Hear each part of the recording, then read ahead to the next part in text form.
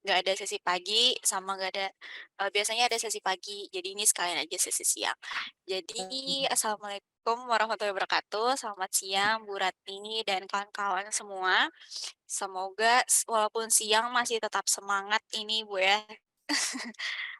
Waalaikumsalam. Eee, Ibu ini kalau boleh tahu posisinya ada di mana Ibu? Saya ada di Jakarta, Oh siap, Jakarta Bu ya. Berarti di sana masih pukul 13. masih jam, ya, jam 3 Iya, udah makan siang Bu? Sudah. Oke siap. Mungkin sebelum mulai kita afirmasi positif dulu ya Bu, seperti biasanya. Yang muslim bisa surah Al-Fatihah, yang non-muslim bisa menyesuaikan. Silakan.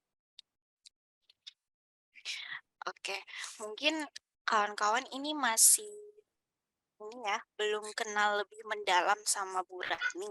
Jadi kita kenalan dulu lewat CV-nya Bu Ratni ya.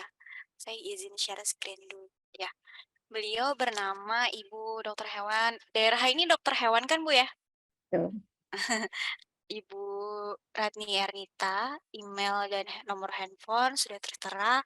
Kemudian pendidikannya S1-nya kedokteran hewan IPB tahun 98, terus profesi dokter hewan IPB tahun 2000, dan pasca sarjana biologi UNAS 2020 tahun 2020. Kemudian untuk jabatan organisasinya pernah menjadi sekretaris Yayasan BIK Indonesia, instruktur atau fasilitator nasional BPOM, kemudian Dewan Pembina atau Penasehat DPP Asmami, dan pernah juga menjadi koordinator pendamping PPH Istiqlal Halal Center BPMI. Untuk jabatan perusahaan, beliau pernah menjadi Direktur Pemasaran PT Cipta Insani Adibrata, Komisaris PT Pemasok Pasar Indonesia, Manajer Mutu LSP, Pemasok Pasar Indonesia, Asesor Juru Sembeli Halal, Penanggung jawab IKH PT Sahabat Citra Karunia. Kemudian untuk sertifikasi, kawan-kawan bisa melihat dan membacanya sendiri. Nah, bersama Bu Ratni siang hari ini, kita akan membahas tentang legalitas dan izin edar dari BPOM. Nah, bagaimana itu materinya? Mungkin langsung aja Bu ya, diambil alih sama Bu Ratni. Silakan Ibu. Terima kasih. Saya izin share dulu ya.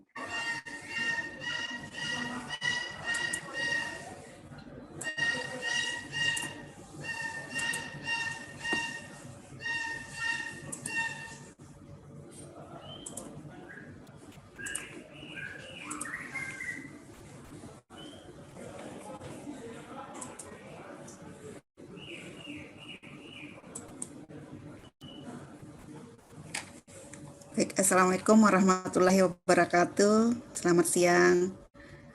Semoga kita dalam keadaan sehat semuanya dan tidak mengantuk ya. Siang nih.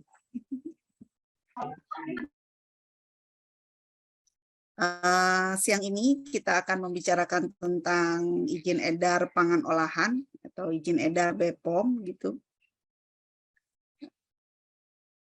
Tadi sudah diperkenalkan, jadi kita langsung saja pada materinya, yaitu gimana sih? Kalau kita berbicara tentang pangan, tentu kita akan melihat pangan yang dikehendaki oleh konsumen itu yang seperti apa. Yang diingini tentu adalah yang sesuai dengan selera konsumen, jadi bisa enak atau enak untuk dimakan ya. Tapi itu juga tidak bisa cukup enak saja. Tapi harus ada aman untuk dikonsumsi. Kemudian bermutu dan sekarang adalah untuk terutama konsumen muslim, dia juga harus halal. Nah, untuk itu untuk penjamin bagaimana produk itu sesuai dengan yang diharapkan oleh konsumen dan aman untuk dikonsumsi serta bermutu, maka harus ada satu regulasi yang menjamin itu semua. Jadi semua pangan yang beredar itu harus dijamin oleh negara. Bagaimana bentuk penjaminannya? Bentuk penjaminannya adalah menggunakan izin edar. Nah, jadi semua pangan yang diedarkan di wilayah negara Republik Indonesia untuk diperdagangkan, maka harus mempunyai izin edar atau berlabel. Kita lihat dasar hukumnya adalah Undang-Undang Nomor 18 Tahun 2012 tentang pangan dan PP Nomor 86 Tahun 2019 tentang keamanan pangan. Jadi pangan itu dibagi menjadi dua, pangan segar dan pangan olahan. Pangan segar untuk izin edarnya itu ada di Kementerian Pertanian atau Kementerian Kelautan dan Perikanan. Untuk yang pertanian itu hasil-hasil dari tumbuhan dan hasil dari hewan yang masih bersifat segar. Dan yang berasal dari ikan itu dikeluarkan oleh Kementerian Kelautan dan Perikanan. Nah, untuk yang lainnya, pangan-pangan yang sudah diolah, nah inilah yang akan dikeluarkan oleh Kementerian Kesehatan melalui Badan POM atau kedinasannya. Di sini dibagi dua, yaitu SPPIRT atau menggunakan MD atau ML. Contoh pangan segar yang berasal dari tumbuhan yaitu seperti macam-macam ya, yang semua yang masih segar nih, bisa sayuran, buahan, dan biji-biji seperti kopi dan rempah-rempah lainnya. Yang berasal dari hewan tentu kita akan lihat, yang jelas itu penghasil daging, susu, dan telur ya. Ada susu segar, ada daging, ada telur, dan ada burung walet juga nih yang lagi hit nih sekarang. Terus pangan segar lainnya dari tumbuhan, dari ikan, banyak kita negara yang maritim, banyak sekali ikan hasil laut, dan juga ada ikan hasil perairan daratnya.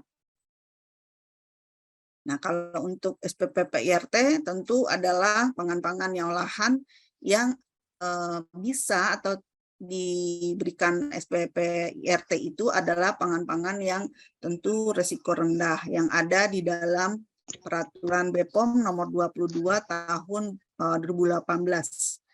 Nah, ini jenis-jenisnya apa saja yang bisa diberikan SPPIRT nanti ada di bawah.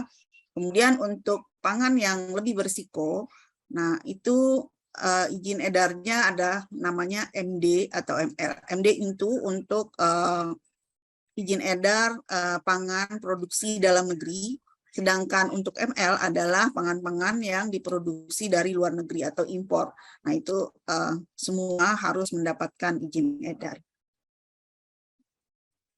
Nah, kita tentu bisa sebelum melakukan atau mengajukan sertifikat izin edar, kita harus mengenali dulu pangan kita itu adalah pangan yang seperti apa, apakah dia pangan segar atau pangan olahan. Ketentuannya secara umum setiap pangan olahan yang diproduksi dalam negeri atau yang diimpor untuk perdagangan dalam kemasan sebelum diedarkan wajib memiliki izin edar. Ini ada beberapa dasar hukum yang mendukung proses izin edar ini. Ini bisa dilihat, dibaca nanti. Nah, ini bedanya SPPIRT dengan izin edar BPOM. Yang kiri itu dikeluarkan oleh Badan Pengawas Obat dan Makanan atau BPOM, baik itu MD dan ML, sedangkan untuk SPPIRT dikeluarkan Dinas Kesehatan Kabupaten Kota. Nah, apa sih yang membedakan pemberian atau pengajuan izin SPPIRT dengan MD atau ML BPOM? Yang pertama adalah untuk SPPIRT dia harus ada di dalam daftar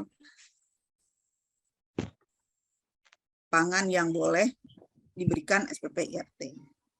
Nah, tempat usahanya masih menjadi satu dengan tempat tinggal. Pangan olahan yang diproduksi secara manual atau semi otomatis. Jadi kalau dia sudah tidak manual berarti nanti harus MD. Nah, semua jenis pangan itu harus mengacu pada Peraturan BPOM nomor 22 tahun 2014 tentang pedoman pemberian sertifikat produksi PIRT. Sedangkan untuk pangan-pangan yang lokasi produksinya sudah terpisah dari rumah tangga, maka itu harus izinnya MD. Kemudian pangan olahan yang diproduksi secara manual, semi otomatis, otomatis atau dengan teknologi yang lebih tinggi, semua bisa diberikan dengan izin edarnya BPOM. Jenis pangan, seluruh jenis pangan bisa. Aturan hukumnya itu Peraturan Badan BPOM nomor 27 tahun 2017 tentang peraturan pengolahan pangan olahan. Nah. Kemudian pangan olahan yang tidak wajib memperoleh izin edar BPOM dan SPP IRT. Jadi tidak semua pangan olahan memerlukan izin edar BPOM atau SPP IRT. Ada beberapa pengecualian untuk pangan yang boleh tidak ada izin edarnya, yaitu yang pangan-pangan yang masa simpannya kurang dari 7 hari. Kemudian diimpor dalam jumlah kecil, jadi skala oleh-oleh ya. Jadi itu bisa untuk tidak ada izin edarnya atau ML-nya. Kemudian digunakan lebih lanjut sebagai bahan baku. Jadi dia merupakan bahan baku.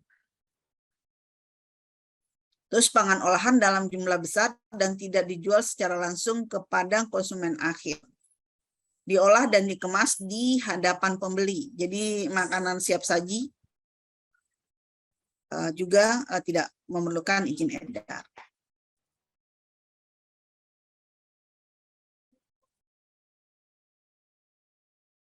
Ini beberapa produk yang boleh mendapatkan SPP PIRT, yaitu olahan daging kering, ikan kering, dan masih banyak ya. Ini bisa dilihat nanti di peraturan BPOM nomor 22 tahun 2018 yang mana saja yang boleh diberikan SPP IRT. Di luar list ini tentu harus mempunyai MD atau ML.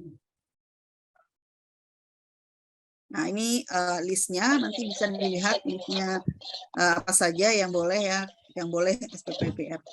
Ini ada banyak. Nah, di luar ini itu tidak boleh diberikan izin PIRT, maka harus MD. Jadi untuk kita bisa mengetahui terlebih dahulu produk kita yang akan diurus tersebut, apakah MD atau SPP IRT, maka kita bisa menjawab pertanyaan ini. Misalnya, tempat produksi masih menyatu dengan tempat tinggal? Kalau tidak, berarti dia harus MD. Kalau iya, pertanyaan lebih lanjutnya, jenis pangannya apakah ada di dalam list per BPOM nomor 22 tahun 2018? Nah, jika tidak ada dalam list tersebut, maka kita harus mengurus izinnya MD. Jika iya, jika ada, maka kita bisa atau cukup mengurus izinnya SPP PIRT. Di samping izin edar tadi, ada beberapa produk yang wajib mempunyai izin SNI. Jadi produk-produk yang tercantum di sini harus mengurus izin SNI-nya dulu, baru bisa mendapatkan izin edarnya. Contohnya apa? Contohnya ada air mineral, air dalam kemasan, garam, ya kan, minyak goreng, kopi instan dan lain-lain itu, atau tuna dalam kaleng, sarden. Ini semua wajib ada SNI, itu standar nasional Indonesia. Ternyata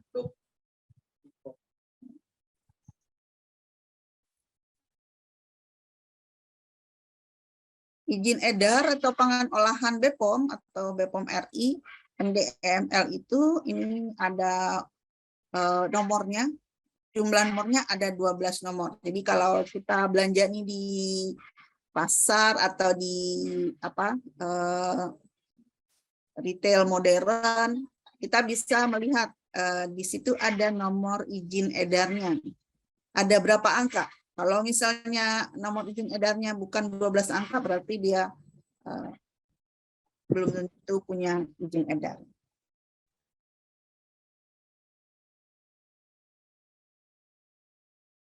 Apa sih keuntungannya kita punya izin edar atau BPOM RI dari BPOM RI? Yang pertama tentu kita yakin bahwa produk yang beredar secara legal sesuai dengan ketentuan yang berlaku di Indonesia. Dan ini tentu akan membuat konsumen menjadi nyaman. Nah, sehingga produk kita menjadi daya saingnya menjadi lebih tinggi. Jadi meningkatkan daya saing dari produk kita karena sudah mempunyai izin edar. Dengan demikian kita juga bisa memperluas pemasaran produk baik di dalam negeri maupun di luar negeri. Nah, produk-produk yang sudah memiliki izin edar tentu terjamin bahwa produk itu memenuhi persyaratan keamanannya, keamanan pangan yang bisa dikonsumsi, atau mutu dan gizi pangannya jelas. Nah, sehingga tingkat kepercayaan masyarakat menjadi lebih tinggi. Meningkatnya kepercayaan masyarakat tentu akan menambah nilai tambah dari produk tersebut. Tentu kita berharapnya penjualan akan meningkat, ya kan? Nah, registrasi izin edar BPOM itu diajukan oleh setiap pangan olahan. Jadi kalau misalnya dia berbeda jenisnya, maka nomornya atau pengajuannya berbeda. Jika komposisinya berbeda, maka dia juga berbeda. Nah, jika desain labelnya berbeda, itu juga nomor yang tersendiri. Misalnya sama-sama keripik singkong, yang satu dikemas di dalam plastik, misalnya plastik PE, yang satu dikemas dalam karton, makanya itu izin edarnya jadi 2. Tapi kalau misalnya minumannya, misalnya minuman kopi, dikemas dalam botol, tapi botolnya ada yang 200 mg, ada yang 500 mg, nah itu tetap satu nomornya. Jadi tidak berbeda kemasannya. Terus kalau nama dan alamatnya berbeda. Jadi kalau misalnya sekarang kita punya izin edar ada di Kalimantan Timur misalnya, terus tiba-tiba kita meluaskan produksi, ada rumah produksi lagi atau pabrik lagi misalnya di Jawa Timur, maka itu akan berbeda nomor izin edarnya. Jadi harus didaftarkan lagi. Nah, kalau selain itu, kalau misalnya produknya import, maka untuk importir atau distributor yang berbeda, walaupun produk sama, itu juga harus didaftarkan izin edarnya. Nah, terus kalau misalnya izin nama atau alamat produsen yang di luar negeri berbeda, itu juga didaftarkan sendiri.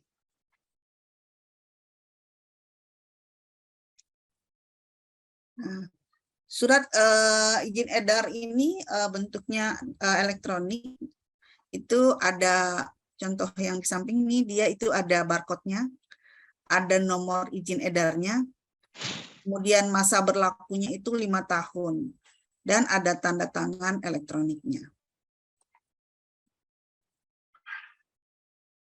Bagaimana cara kita meregistrasikan izin edar ini di BPOM?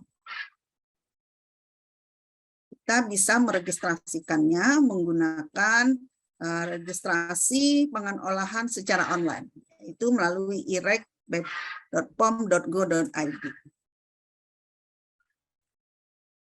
pertama kita membuat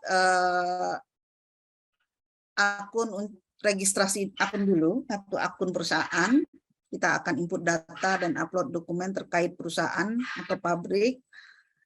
Kemudian baru dilanjutkan dengan registrasi terhadap produk. Kalau saat ini registrasi akun perusahaan bisa dilakukan di OSS. Jadi tidak harus ke registrasi BPOM langsung, tapi bisa dilakukan melalui OSS. Jadi di dalam OSS setelah kita punya NIB yang berbasis resiko, kita masuk ke akun di OSS. Nah, di situ ada pilihan PB Unku. Nah, di sini kita bisa meregistrasikan produk kita apakah untuk registrasi CPPOB-nya atau registrasi CPPOB dulu, baru nanti dilanjutkan dengan registrasi BPOM-nya. Nah, untuk registrasi itu ada 3. Yang pertama itu tentu adalah registrasi yang baru untuk produk-produk yang belum pernah diregistrasikan. Kemudian registrasi ulang untuk produk-produk yang masa izin edarnya sudah hampir berakhir, jadi bisa diregistrasi ulang. Atau registrasi variasi atau bila ada perubahan-perubahan data. Nah, ini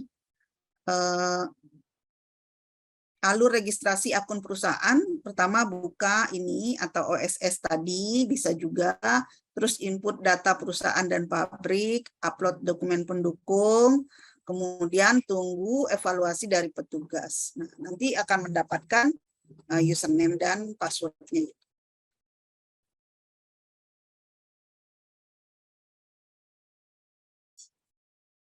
Kemudian registrasi akun perusahaan ini disiapkan dulu tuh NPWP-nya, NIB-nya, UI-nya. Tapi kalau NIB ini saat ini bisa ya bisa perusahaan, bisa juga individu. Jadi setiap usaha, apakah individu atau perusahaan harus mempunyai NIB.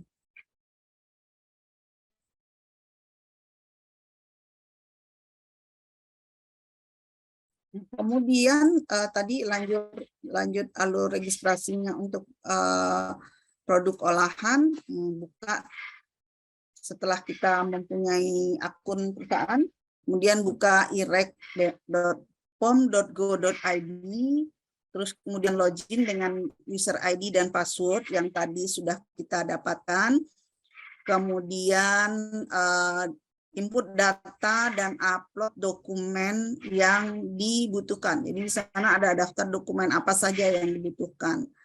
Kemudian tunggu surat perintah bayar. Nah, lakukan pembayaran dan tunggu evaluasi verifikasi dan validasi dari petugas.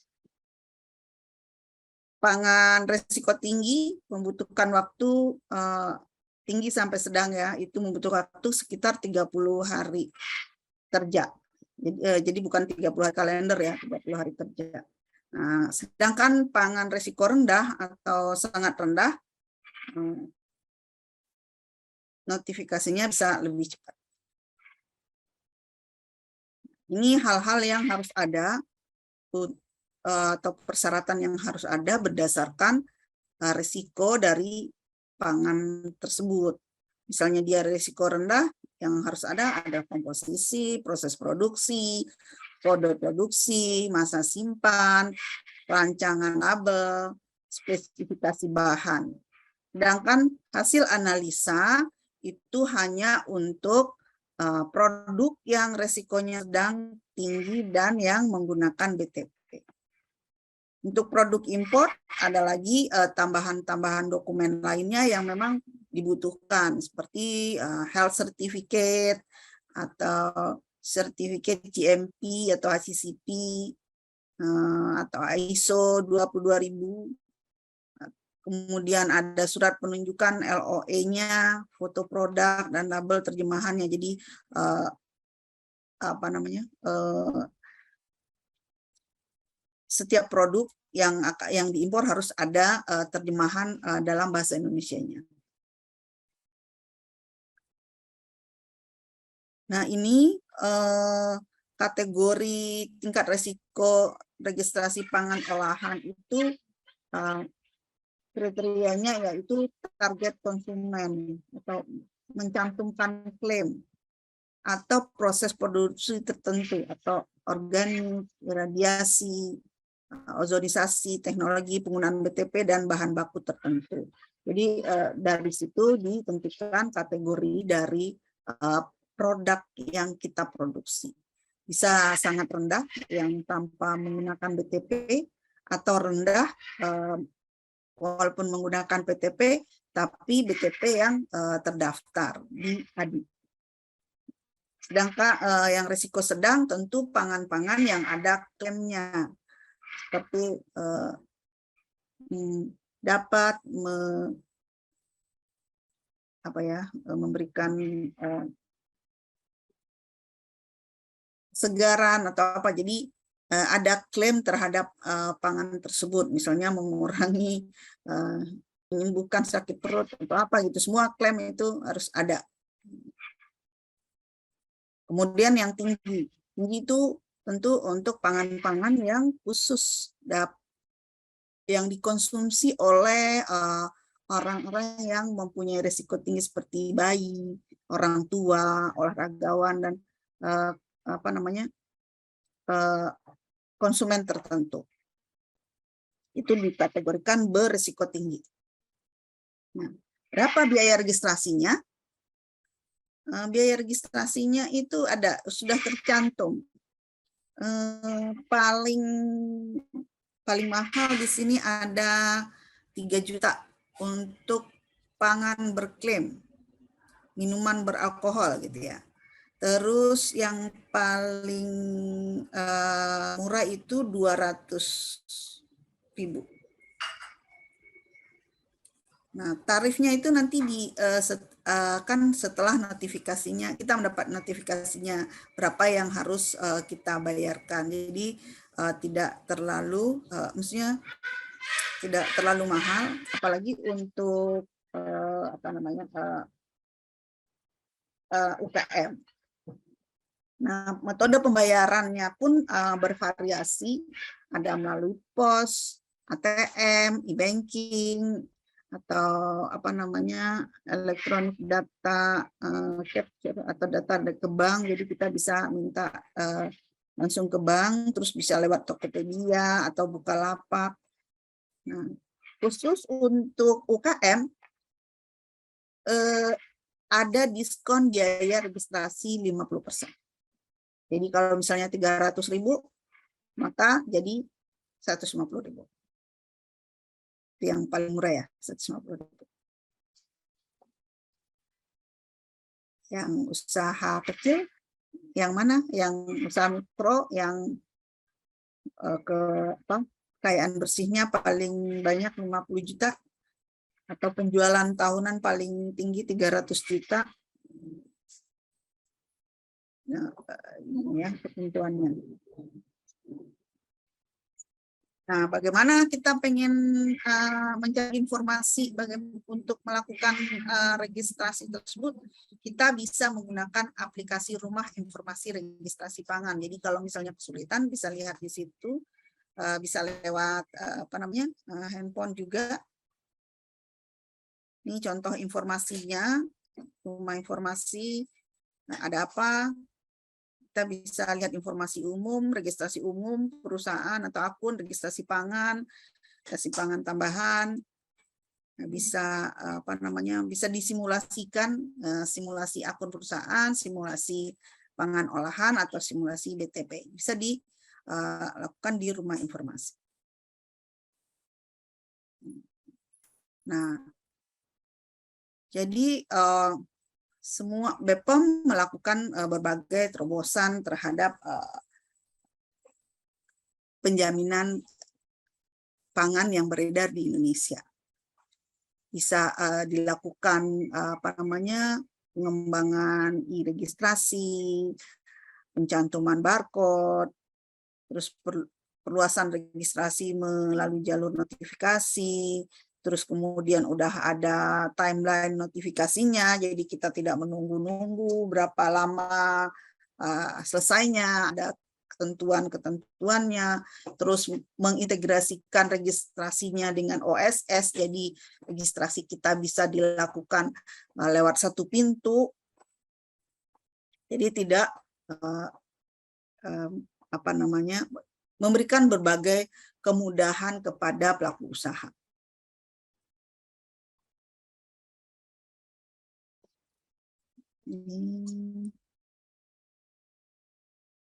Nah, jadi penting untuk kita pahami bahwa produk yang dihasilkan termasuk pangan segar atau olahan. Kemudian jika pangan olahan maka dia termasuk list dalam list PIRT atau tidak. Jika dia list PIRT maka pengurusannya bisa cukup izin PIRT. Tapi kalau dia bukan maka pengurusannya adalah izin edar BPOM atau MD.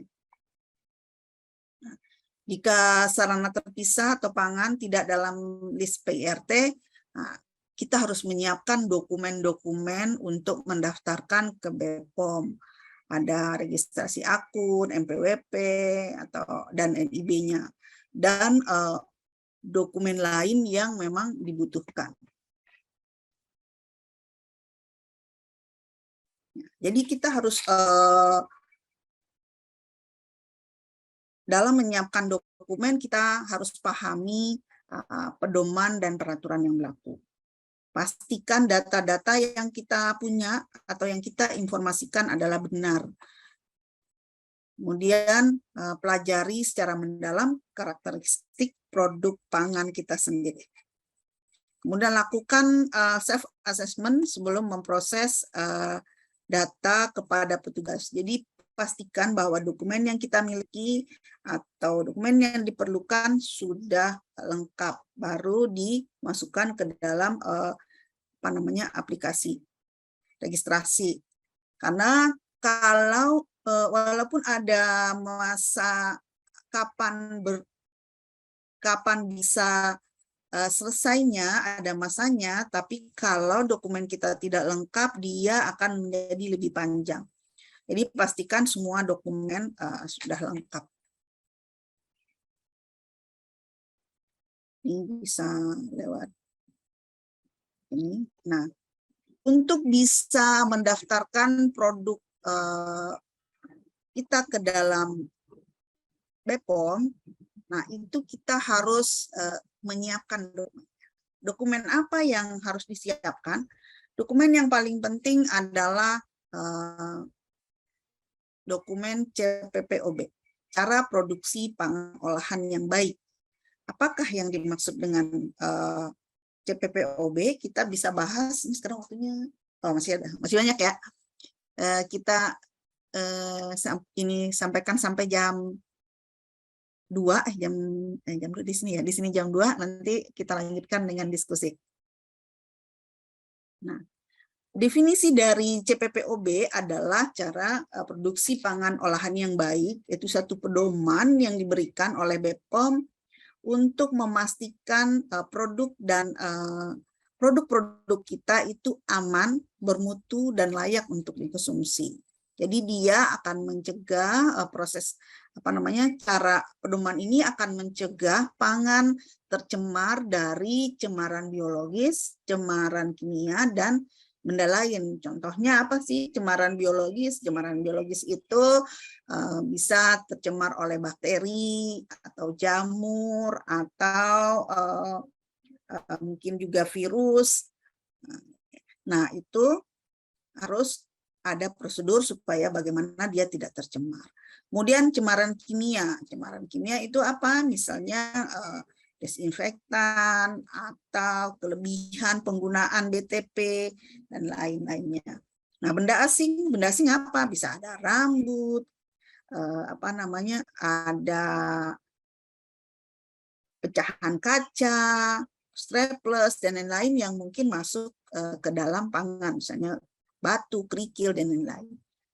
Nah, kemudian prosedur ini juga akan mematikan atau mencegah hidupnya jasad kronik patogen, yaitu biologi tadi, pencemaran biologi tadi itu dia mencegah berkembangnya jasad kronik patogen dan menyebabkan produk menjadi lebih cepat tidak bisa dikonsumsi. Terus CPPOB juga mengendalikan proses produksi, menjadikan salah satu persyaratan masuk pasar retail nasional dan internasional. Jadi kalau kita mau ekspor misalnya atau kita mau masuk retail, kita harus punya yang namanya sertifikat CPPOB ini ya, sebelum kita masuk ke dalam izin edar tadi. Selanjutnya tentu dia CPPOB ini juga merupakan pondasi dari penerapan CCP. Nah, tujuan dari penerapan CPPOB ya sudah tadi sesuai dengan definisinya, yaitu menghasilkan pangan yang layak, bermutu, aman, dan dikonsumsi, dan sesuai dengan tuntutan konsumen, baik di dalam negeri maupun di internasional. Nah, untuk SPP PIRT ini adalah ruang lingkup yang harus ada atau disiapkan dalam penerapannya. Ada 14 ruang lingkup yang harus disiapkan, mulai dari lokasi, bangunan, peralatan, suplai air, fasilitas, karyawan, dan lain, ada 14 ruang lingkup. Sedangkan untuk yang penerapan CPPOB untuk izin edar MD, ada 17 ruang lingkup yang harus disiapkan. Kita akan bahas satu persatu dari ruang lingkup ini. Pertama, tentu kita lihat mulai dari lokasi dan lingkungan tempat kita berproduksi. Jadi kalau kita mau menentukan tempat produksi, kita harus melihat atau menilai terlebih dahulu lokasi yang layak untuk tempat kita berproduksi. Jadi harus mempertimbangkan peluang terhadap timbulnya pencemaran dan bagaimana tindakan pencegahannya. Harus diperhatikan dia misalnya bebas debu, ada tempat sampahnya.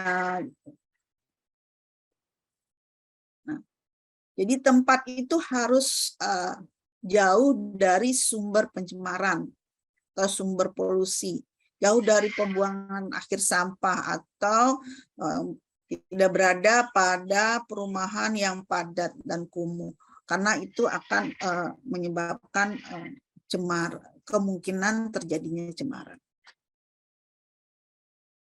Nah, tempatnya itu harus diperhatikan bahwa dia mempunyai selokan yang berfungsi baik, jadi airnya mengalir, tidak menyebabkan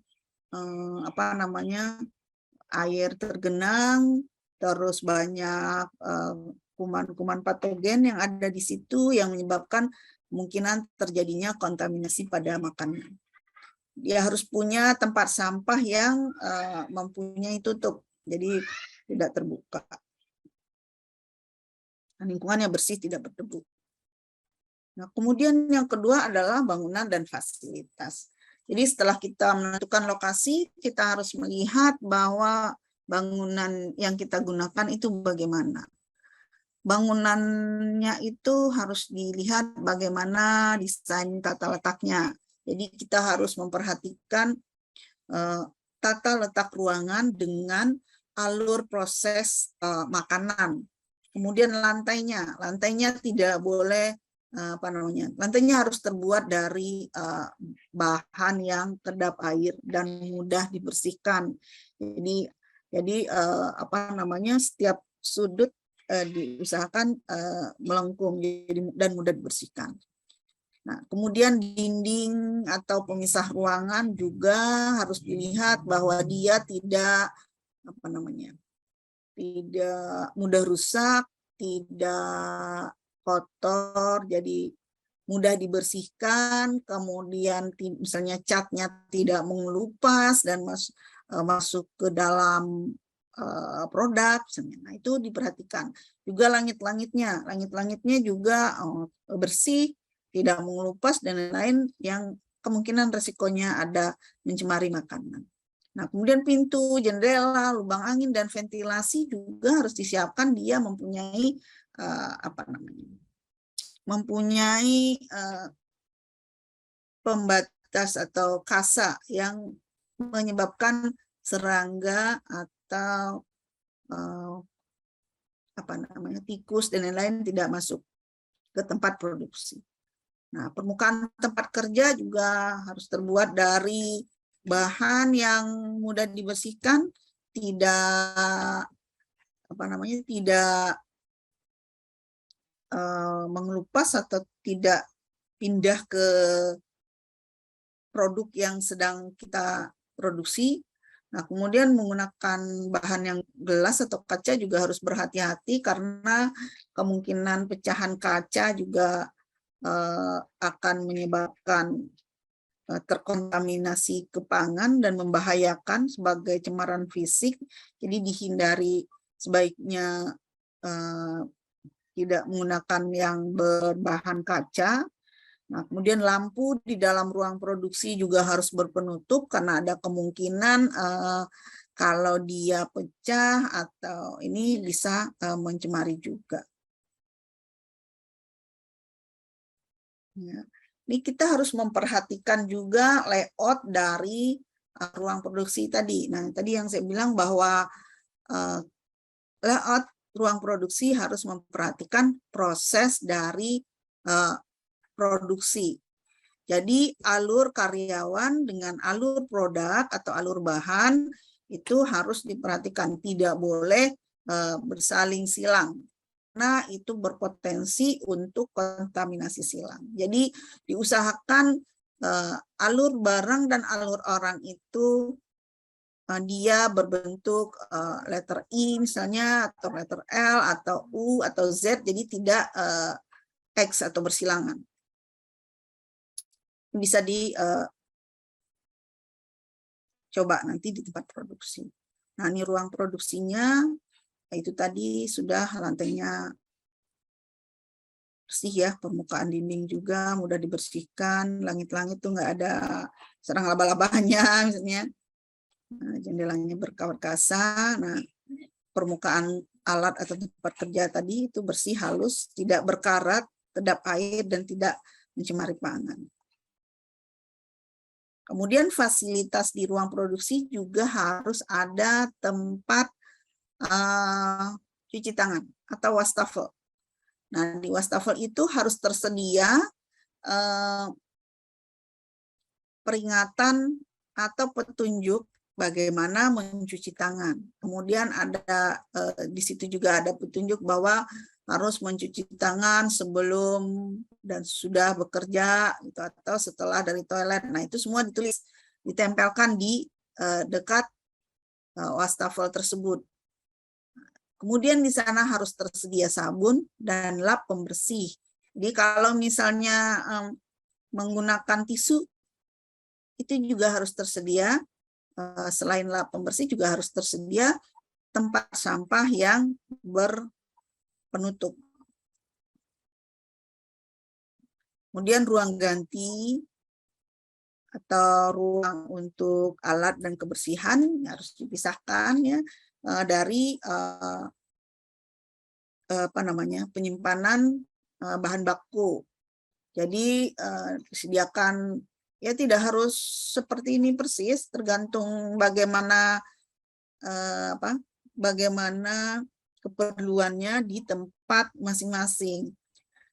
Bisa kecil, bisa besar juga, tergantung berapa jumlah karyawannya. Jadi karyawan menyimpan semua peralatan yang dia gunakan di dalam loker sebelum pindah ke ruang produksi. Jadi karyawan yang datang tidak menggunakan pakaian yang dia gunakan di luar untuk dalam proses produksi. Jadi harus mengganti pakaiannya dan tidak menggunakan perhiasan. Jadi karyawan tersebut dan barang yang dia gunakan dapat menyebabkan kontaminasi pada pangan. Kemudian penyimpanan peralatan pembersih disimpan secara terpisah, terutama juga ada bahan-bahan kimia yang digunakan untuk pembersihan, jangan sampai terkontaminasi pada bahan baku.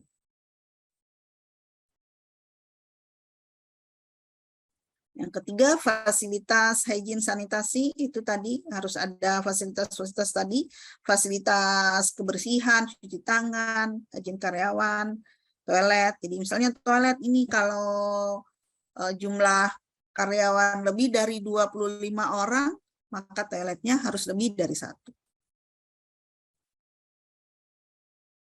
Nah, peralatan produksi. Peralatan produksi juga harus diperhatikan apa persyaratan dari bahan peralatan produksi tersebut. Misalnya kalau kita mempunyai timbangan, maka timbangannya harus dikalibrasi. Kenapa? Kalau misalnya menggunakan BTP dengan timbangan yang tidak terkalibrasi, bisa jadi kita menggunakan BTP melebihi batas yang dibolehkan.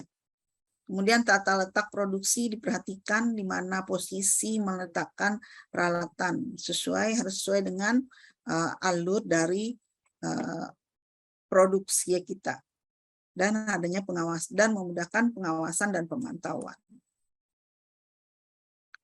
Selanjutnya suplai air dan sarana penyediaan air.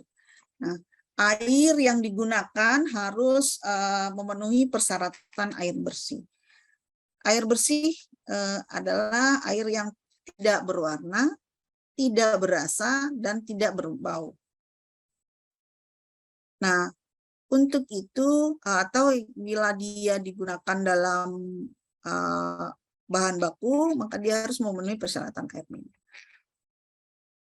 Untuk memastikan bahwa air adalah bahan baku yang bersih dan sehat, maka dilakukan uji laboratorium. Uji laboratorium dapat dilakukan 6 bulan sekali. Nah, tapi kalau untuk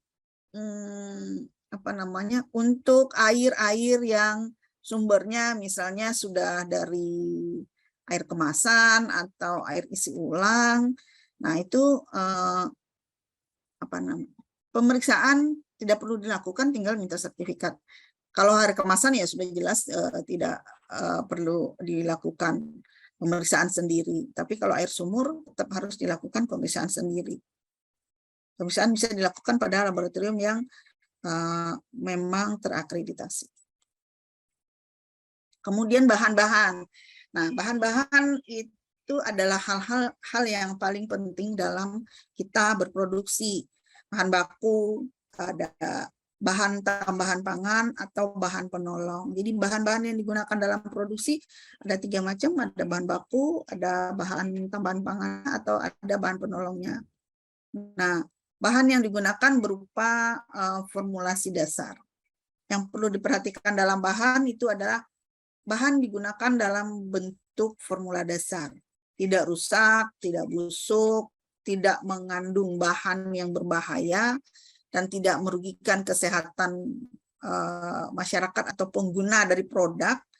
Nah, kalau menggunakan BTP harus sesuai dengan standar mutu dan persyaratan. Jadi tidak boleh melebihi standar penggunaan yang dibolehkan. Nah, kemudian analisa airnya dilakukan secara berkala. Nah, untuk BTP, jadi kita perlu memperhatikan bahwa BTP juga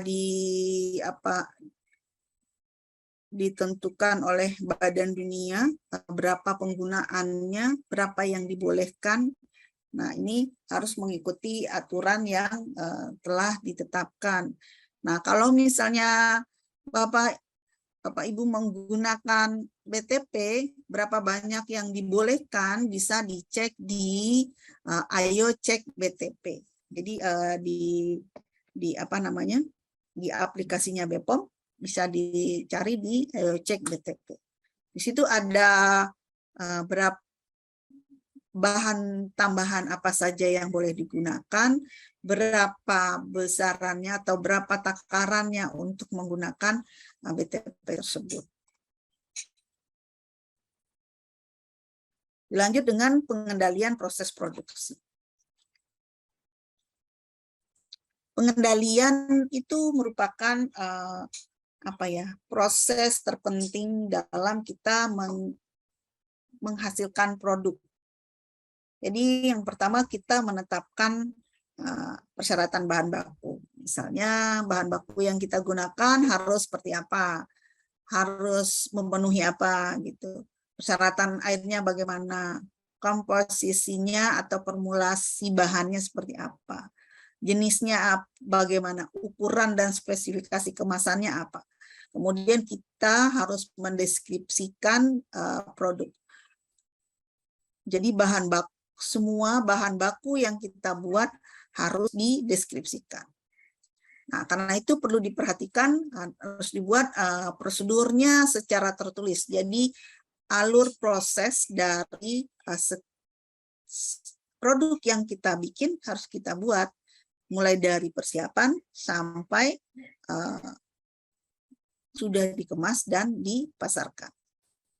Nah, perlu diperhatikan lagi itu ketepatan dalam menimbang BTP atau ketepatan dalam menakar BTP. Bisa menggunakan timbangan atau takaran yang sudah ditentukan. Jadi harus bisa membuat ketepatan tersebut. Terus semua proses harus ada pengawasan dan pemantauan. Jadi kalau misal karena supaya berjalan dengan lancar, kadang-kadang namanya manusia walaupun sudah biasa melakukan, bisa saja terledor atau mempunyai mood yang berbeda gitu. Nah, jadi diperlukan pengawasan dalam kita melakukan produksi. Nah, bila prosedur penanganan terjadi penyimpangan dengan adanya pengawasan nih, bila terjadi penyimpangan maka akan bisa cepat dilakukan koreksi. Jadi tidak terkontaminasi dengan bahan tidak halal dan najis kalau misalnya produk ini memang adalah produk yang halal.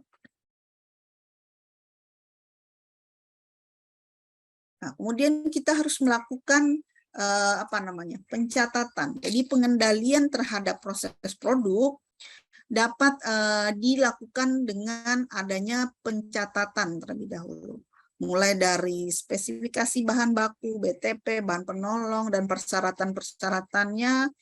Kemudian ada dokumen analisa airnya, ada catatan formula bakunya. Jadi kalau misalnya kita menghasilkan satu produk, dia akan konsisten, dia akan selalu sama untuk setiap produk, kita harus ada formula bahan bakunya. Kemudian catatan proses produksi, kapan diproduksi, kapan disimpan, semua ada catatannya. Kemudian spesifikasi bahan kemasannya, juga kemasannya, ukurannya, jenisnya, bentuknya, semua didokumentasikan. Dan juga dalam catatan pelabelannya. Pelabelannya juga harus ada keterangan produk yang lengkap. Kenapa dokumentasi penting? Karena kalau terjadi sesuatu dengan produk kita, maka kita akan mudah mentelusurnya. Kalau misalnya terjadi keracunan, misalnya, nah, kita harus tinggal melihat ini diproduksi kapan, dibuatnya, maksudnya dia batch berapa, misalnya. Nah, pagi atau siang misalnya, nah kita akan bisa menelusur produk mana yang bermasalah. Jadi kalau misalnya kita perlu melakukan penarikan, cukup menarik yang memang satu tanggal produksi misalnya. Jadi tidak akan menyebabkan kerugian yang lebih banyak. Nah, kemudian harus ada pengawasan dan penanggung jawab. Ya seperti itu tadi, kita harus ada penanggung jawab dalam proses produksi. Jadi kita harus membentuk yang namanya tim CPPOB atau tim yang mengawasi bagaimana proses CPPOB itu dilaksanakan. Jadi dia akan melihat dengan konsisten bahwa semua persyaratan, semua prosedur dan yang kita tetapkan itu berjalan sesuai dengan yang kita buat atau kita susun, SOP-nya dijalankan. Jadi dia melakukan pengawasan, baik pengawasan terhadap bahan baku atau pengawasan terhadap proses. Jadi kalau yang bermasalah bahan bakunya tinggal mengganti atau mencari bahan baku baru misalnya. Tapi kalau dalam proses, bagaimana harus melakukan koreksi terhadap proses tersebut.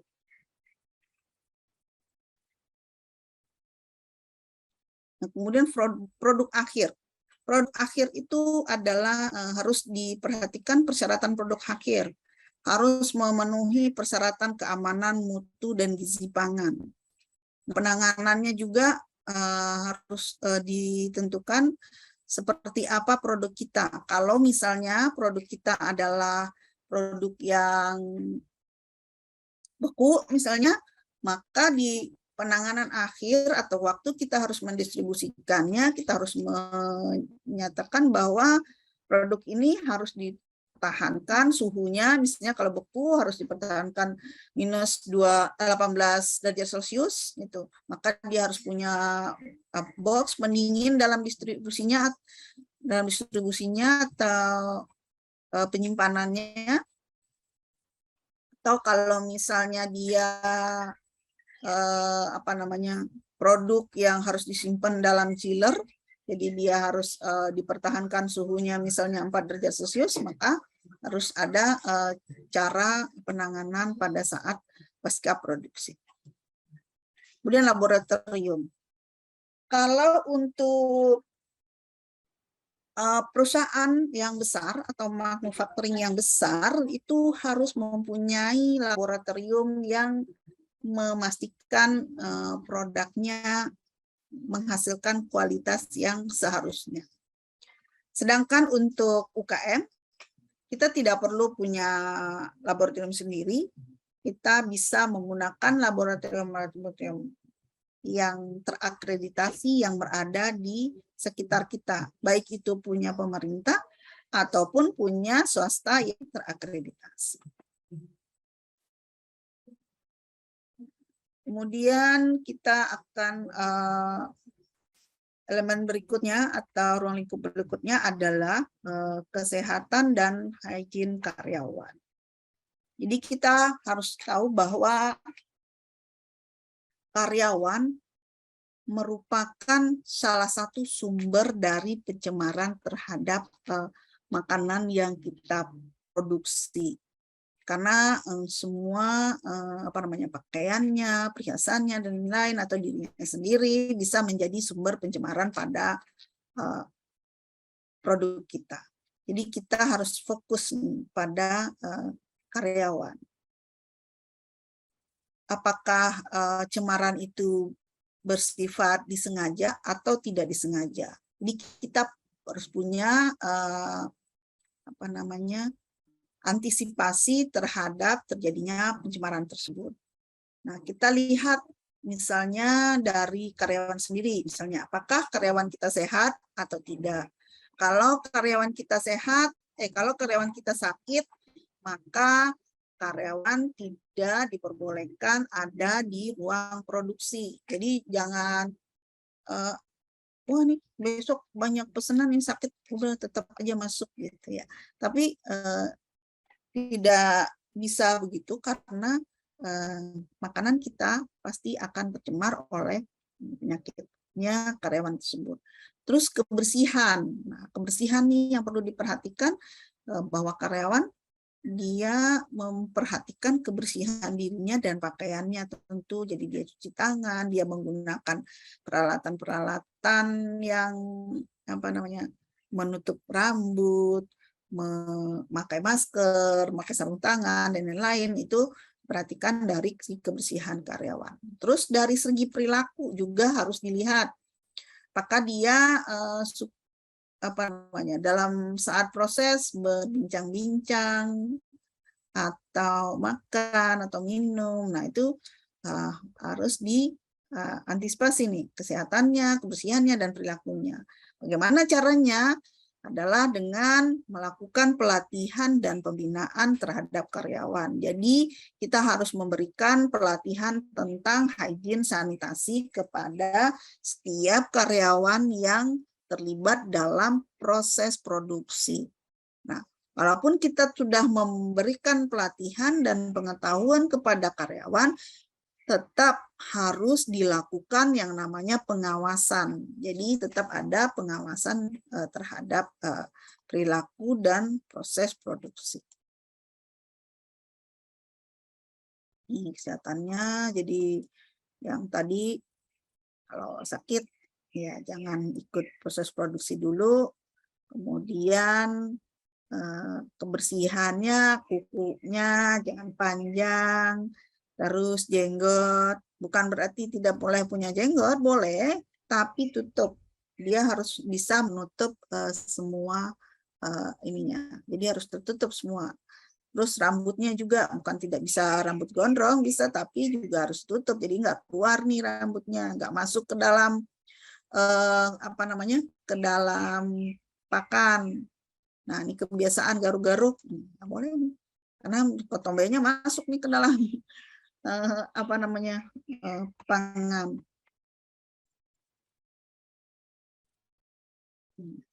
Nah, pastikan nih kelengkapannya ada. Kemudian pastikan juga dia cuci tangan sebelum bekerja atau dari toilet. Nih, nggak boleh nih ngegosip. Saya ngegosip. Bersin, merokok, makan, kan? Jadi untuk ini kenapa diperlukan juga pengawasan. Selain memberikan pengetahuan melalui pelatihan dan pembinaan, maka tetap harus dilakukan pengawasan. Kemudian pengemas. Pengemas itu apa namanya? Kemasan atau label dari kemasan atau produk yang kita buat itu ada ketentuan-ketentuan tersendiri. Wah, isinya salah nih.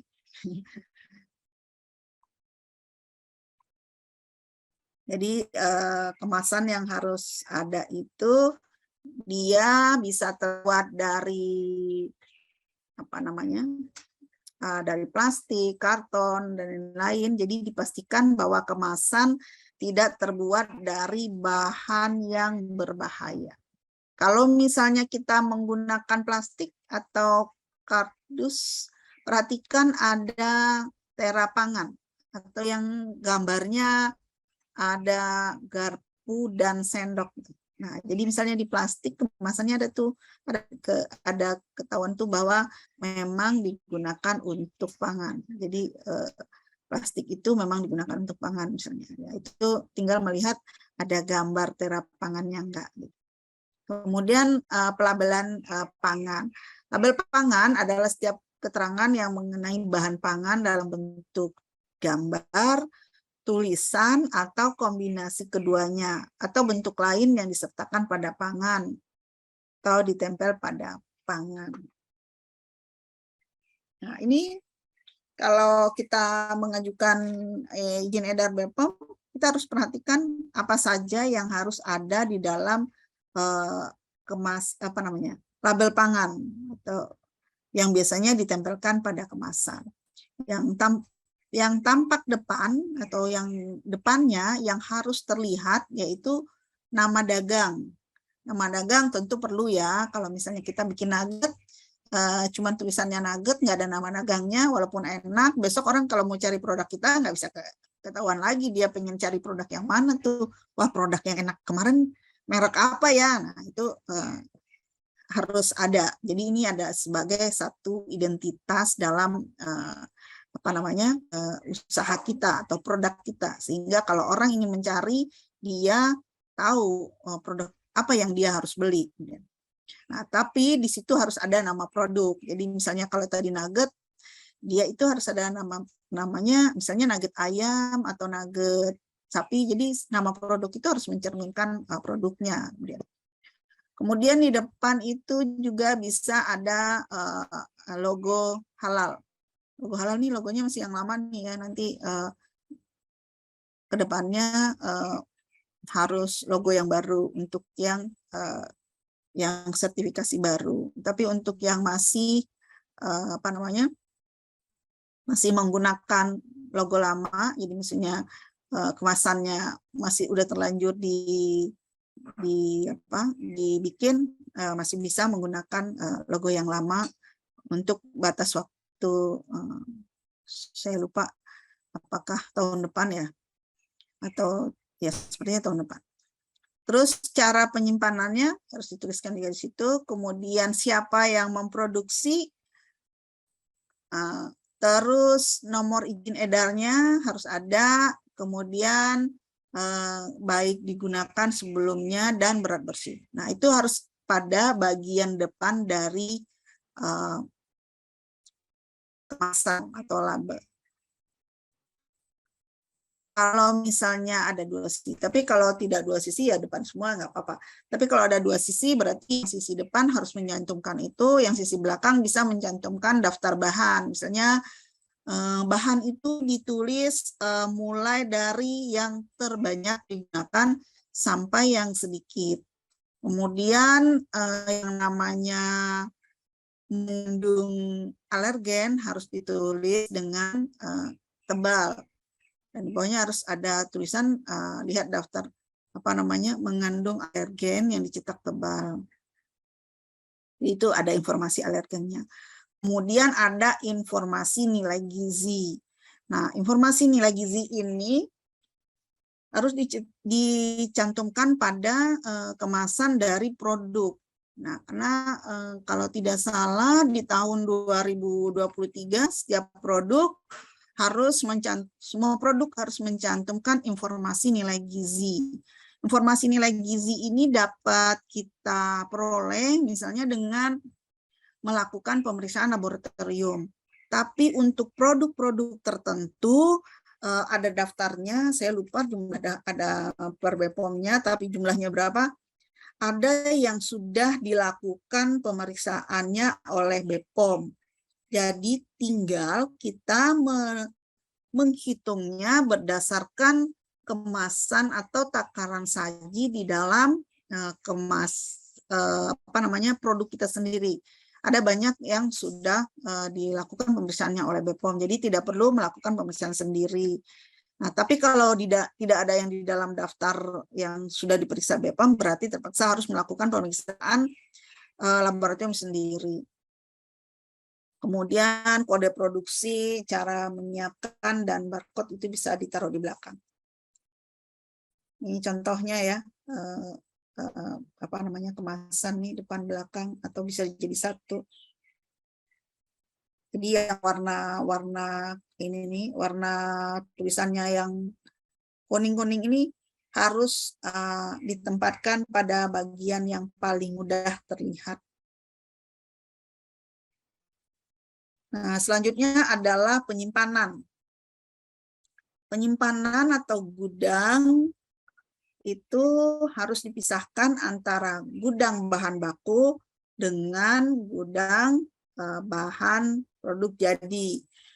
Nah, itu tidak boleh menyimpannya atau menaruhnya langsung pada lantai. Ini seperti ini kan langsung pada lantai nih ya. Dia harus menggunakan palet atau menggunakan rak yang disiapkan. Jadi pisahkan antara bahan baku, kemasan, dan produk jadi.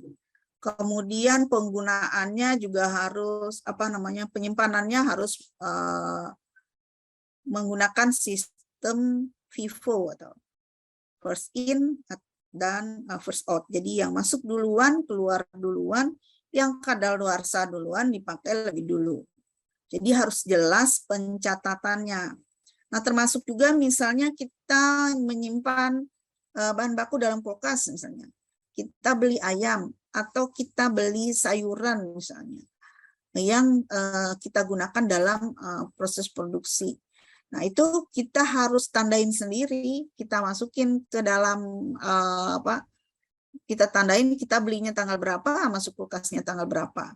Jadi nanti pengeluarannya sesuai dengan tanggal bahan bakunya masuk. Selanjutnya itu pemeliharaan dan program sanitasi. Program sanitasi dan pemeliharaan tentu pada semua fasilitas, baik itu bangunan ataupun pada alat yang digunakan. Jadi harus punya bagaimana prosedur membersihkan dan sanitasi alat dan ruangan atau gedung. Harus punya program hygiene sanitasi, harus punya program pengendalian hama. Jadi kita harus punya SOP bagaimana pengendalian hama. Nah, pengendalian hama itu bisa kita buat sendiri atau kita juga bisa menggunakan pihak ketiga yang punya program pengendalian hama. Tapi bisa juga dengan SOP kita sendiri, kita melakukan pengendalian hama sendiri juga bisa. Tetapi tetap pelaporannya harus ada kontinu. Gitu. Nah, kemudian bagaimana penanganan sampahnya itu juga diperhatikan. Misalnya pengendalian hama nih, jadi semua ventilasi harus ada penutupnya. Kemudian kita punya perangkap tikus misalnya, dan ada krenya pada pintu. Nah, tapi ada perangkap serangga misalnya. Nah, tapi kita tidak boleh menggunakan misalnya banyak serangga nih, kita semprot-semprot. Nah, itu nggak boleh tuh nyemprot-nyemprot pada saat produksi. Jadi sebaiknya menggunakan perangkap serangga dan memberikan kasa pada ventilasi-ventilasi yang memungkinkan serangga masuk. Tikus juga nggak bisa pakai racun tikus. Jadi harus ada pakai perangkap ya. Jadi dia perangkap atau seperti ini, ada bisa di lem atau perangkap, karena jadi kita tahu ada tikusnya. Kemudian ada pengangkutan. Nah, pengangkutan ini tentu diperhatikan juga bahwa alat angkut tidak mencemari produk. Dan alat angkut juga harus mudah dibersihkan dan juga perlu mudah didesinfeksi. Kemudian dia harus memisahkan, pengangkutan itu harus memisahkan bahan pangan dengan bahan non-pangan. Nah, kalau kita memperhatikan hal juga, maka harus dipisahkan antara produk-produk yang halal dengan yang non-halal. Jadi harus dipisah. Terus alat angkut juga harus melindungi produk dari kontaminasi, debu, kotoran, dan lain-lain. Terus mampu mempertahankan suhu. Kalau misalnya produk kita memang memerlukan suhu tertentu, maka alat angkut harus mampu mempertahankan suhu, kelembapan, dan kondisi dalam penyimpanannya. Jadi kalau misalnya kita harus punya mobil yang ada berpendingin, ya harus ada mobil pendinginnya, atau harus menggunakan box berpendingin, maka gunakan box berpendingin gitu. Kemudian juga harus mempermudah pengecekan suhu. Jadi wadah-wadah dan alat angkut harus mudah dibersihkan dan terawat dan dilakukan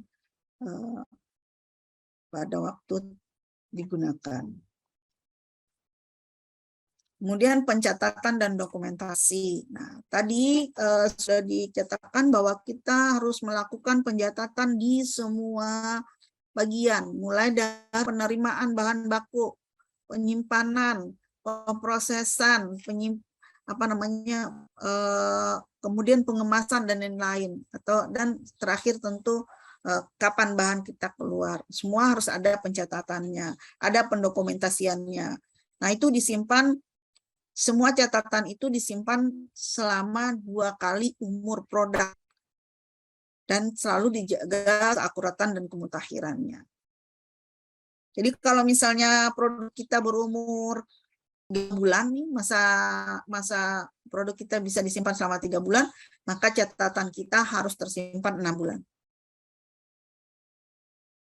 Nah, semua pencatatan dan dokumentasi itu harus mampu telusur. Jadi kalau misalnya ada produk yang bermasalah, tinggal telusur dia kapan diproduksi. Setelah ketahuan ini diproduksi tanggal sekian pada pagi atau siang misalnya. Kemudian bahan baku yang digunakan yang mana? Yang dari produsen siapa atau dari distributor siapa?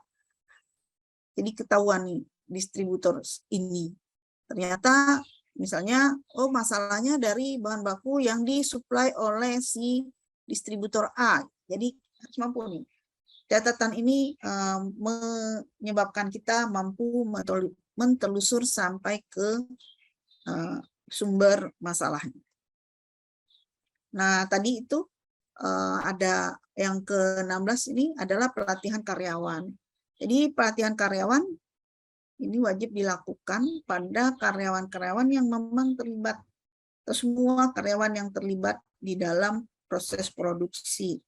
Karena kalau kita tidak memberikan pengetahuan, kita tidak memberikan pelatihannya, kita tidak bisa menerapkan cara produksi pangan olahan yang baik sesuai yang kita tulis. Jadi semuanya harus mengetahuinya, harus mampu melaksanakannya. Dan kita harus punya juga pengawasannya. Nah, kemudian penarikan produk. Nah, kita harus punya SOP bagaimana melakukan penarikan produk. Jadi kalau terjadi sesuatu pada produk, bisa misalnya diduga produk tersebut menimbulkan penyakit atau keracunan pangan, atau tidak memenuhi persyaratan perundang-undangan, maka kita bisa melakukan penarikan. Tentu tujuannya adalah untuk menghindarkan korban lebih banyak dari masalah pangan tersebut. Jadi harus memiliki bagaimana menarik produk dari peredaran. Terus kita harus bisa menghentikan produksi kalau memang itu produksinya yang bermasalah. Kemudian menarik produk lain yang kondisinya sama. Terus kita bisa melaporkannya ke pemerintahan kabupaten kota atau balai POM setempat dan melakukan pemusnahan pada produk yang berbahaya. Tapi tidak sembarang pemusnahan ya. Pemusnahan itu harus ada berita acaranya, harus ada saksinya, harus ada dokumentasinya. Nah, kita juga harus punya penanggung jawab terhadap proses penarikan tersebut. Sebenarnya masih ada kurang satu lagi nih yang sekarang harus ada, yaitu adalah tentang K3, yaitu kesehatan dan keselamatan kerja. Kesehatan dan keselamatan kerja itu paling banyak terjadi pada UKM. Jadi kita yang mempunyai usaha pangan juga harus memperhatikan kesehatan dan keselamatan kerja. Bagaimana itu diterapkan di proses produksi kita. Nah, sebagai penutup, tentu keamanan pangan merupakan praktek yang harus diterapkan baik di industri besar maupun di UMKM. Jadi semua produk harus menerapkan keamanan pangan atau cara produksi pangan olahan yang baik sebagai salah satu dasar keamanan pangan tadi ya. Keamanan produk pangan dapat dihasilkan sepanjang unit usaha menerapkan cara produksi pangan olahan yang baik, sehingga dihasilkan produk yang bermutu dan berdaya saing. Kalau mau lihat ini, kalau kita sebagai konsumen pengen melihat bagaimana produk yang beredar, kita bisa melihat ceklik. Ceklik di situ terlihat apakah ada klik itu kemasannya, labelnya, izin edarnya, dan kadaluarsanya. Jadi cek produknya di situ. Ini layanan informasi dan pengaduan layanan publik, bisa dilihat di sini. Terus terima kasih Bapak Ibu yang sudah mendengarkan hari ini. Kita habis ini bisa diskusi, dan kalau masih ada kesulitan atau ini diskusi lebih lanjut, bisa dengan BIK Indonesia. Kita punya banyak fasilitator baik di daerah maupun di nasional. Baik, terima kasih. Saya cukupkan dulu. Nanti kalau ada pertanyaan kita bisa diskusikan.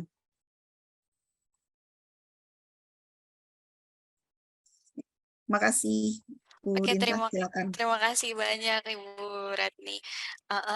Untuk informasi Bu, peserta di sini ini semuanya mahasiswa dari Oh semester iya, nggak apa-apa. 5, semester Oh, 7. ada yang mahasiswa ya. Saya adik-adik semua. Semangat Eh, dong. iya, ini kita buka sesi tanya jawab Bu ya, ada yang bertanya. Iya, Dari Muhammad silakan. Zaki, izin bertanya Bu, kemarin saya bikin OSS dengan KLBI 47245. Nah, waktu login ke iRekpom, selalu keterangan username-nya atau password-nya itu salah. Padahal saya hanya kopas dari email yang diberikan oleh iRekpom. Sebentar. OSS. Jadi masuknya gini, sudah masuk ke OSS belum? Sudah Bu, sudah ada NIB-nya. Sudah ada NIB-nya, dan apakah NIB-nya sudah berbasis resiko? Sudah Bu. Nah, terus kalau mau masuk ke registrasi BPOM, tinggal pilih di OSS-nya itu PB Umku. Iya, sudah lewat situ Bu. Sudah lewat situ. Sudah. Nanti sudah dapat nomor registrasinya. Nomor registrasi rasanya sudah ada Bu. Maksudnya kan dia di situ nomor registrasi kan pada masuk PB Umku, kemudian kita mengajukan registrasi ini sertifikasi CPPOB di situ. Nah, setelah melakukan registrasi PPOB, nanti kita dapat nomor registrasinya, kemudian baru masuk ke IREK BPOM. Baik Bu. Tapi yang di IREK BPOM itu saya sudah dikasih email sama dikasih username sama password sama mereka itu, tapi itu selalu salah waktu login Bu, dan nggak bisa di-reset passwordnya. Tapi Karena bisa di-reset atau pakai lupa password, nggak bisa? lupa password, keterangannya user ID sedang aktif, padahal saya tidak bisa masuk Bu. Pak, berarti ada ada tadi nomor informasi untuk konsultasi atau masuk juga ke Istana UMKM. Di situ juga ada komunikasi online. Jadi ada WA di situ, jadi dia bisa selama jam kerja ya, jam 9 sampai jam setengah 5 kalau nggak salah. Atau jam 4 lah. Baik Bu. Jadi itu bisa komunikasi secara langsung. Permasalahan masuk ininya di mana. Baik Bu. Si ada lagi? Itu Mas Zaki, semoga bisa ya nanti kalau Semoga misalnya. bisa, kalau nggak nanti kita bisa Zoom kontak-kontakan sendiri. sama. Iya, siap Bu. Oke, ada lagi yang ingin mau ditanyakan seperti Mas Zaki tadi, konsultasi tentang username sama passwordnya salah. Barangkali ada juga kawan-kawan yang lain punya kendala yang sama. Jadi sambil menunggu Bu ya, saya izin bertanya. Iya, silakan. Ada apa? Bersangkut paut dengan laboratorium. Nah, itu kerja sama dengan pihak lab tersendiri atau memang ada lab-nya gitu, Bu?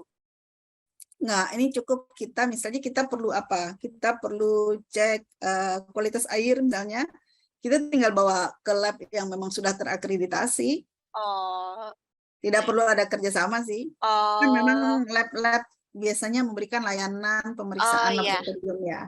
Jadi kita tinggal bawa ke labnya, kita pengen periksa apa gitu. oh iya, ya bisa dipahami Bu. Jadi tidak Iya, perlu pakai surat kerjasama. heeh, heeh. Soalnya pernah juga magang di satu balai yang memang menerima sampel Bu, Ya, sampel yang betul. seperti Bu sebutkan tadi. Jadi saya Ya, bilang, apakah ada kerjasama tertentu atau memang pihak balai atau instansi terkait menyediakan layanan itu Bu ya? ya, menyediakan layanan biasanya. Kita Mm-mm. tinggal menggunakan. Oke, siap. Terus Bu, ada nggak misalkan seperti yang Ibu sudah sampaikan tadi, ada semacam kok apa ya, sampel yang diperiksa ke instansi terkait. Nah, itu nanti apakah ada pemeriksaan nih Bu, misalkan seperti lembaga tertentu yang mengecek apakah ini dicek selalu ke lab, kondisi-kondisi seperti itu Bu? Misalkan tadi kan Eh, katanya air gitu, nah apakah ada lembaga terkait yang biasanya mengecek itu? Jadi kalau kita misalnya dalam rangka mendapatkan registrasi izin edar misalnya, kita melakukan pemeriksaan secara berkala kan. Nah, itu kemungkinan ada nantinya dari BPOM itu melakukan surveillance. Jadi bisa jadi tempat kita menjadi salah satu yang terkena surveillance-nya gitu. Jadi makanya tetap harus disiapkan bahwa jangan pas pemeriksaannya cuman pas mengurus aja, tapi ternyata tahun depan kita nggak melakukan.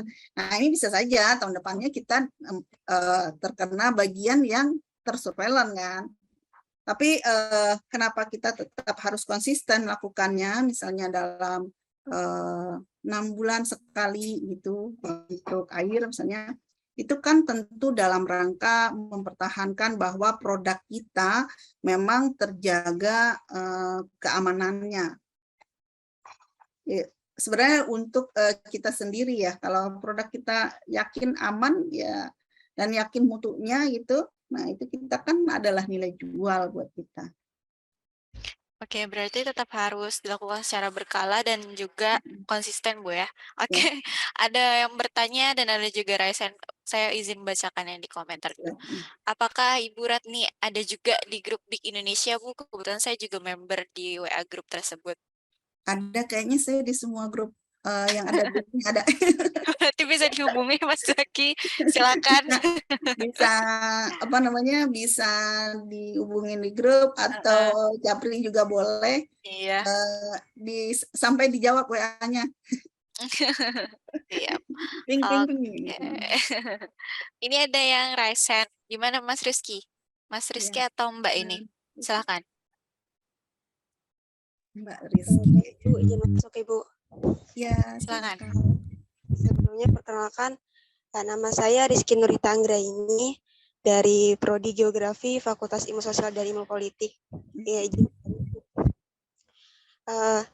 Jika saya mempunyai produk Ibu dan hanya bertahan beberapa bulan saja, apakah saya harus tetap mendaftarkan BPOM-nya? Untuk pertanyaan yang kedua, saya ada baca berita Ibu waktu rame-ramenya pandemi COVID, Bu. Nah, di berita itu saya membaca bahwasanya banyak orang-orang yang bekerja di perusahaan dan terjadi PHK, Bu. Lalu orang-orang yang di PHK tersebut mereka berwirausaha dengan cara instan, Ibu. Dalam arti itu mereka membuka usaha seperti warung makanan, terus ada kayak warteg gitu, Bu.